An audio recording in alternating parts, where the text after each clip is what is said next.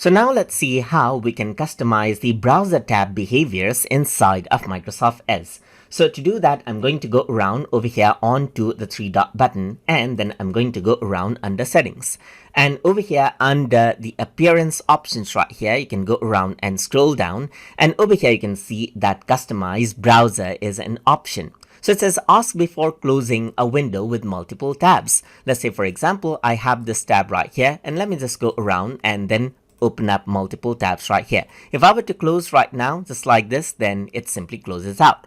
But if I were to go around and turn this on, that is ask before closing a window with multiple tabs, then what happens is that if I were to have some multiple tabs right here and close, then you can see that it asks me, do you want to close all tabs? And if you were to choose don't ask me again, then what happens is that this is turned on by default right here.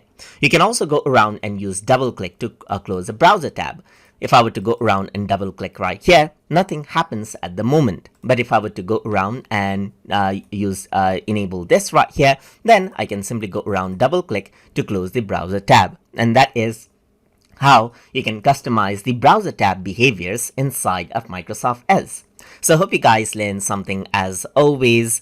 And as always, please like, comment, share, and subscribe.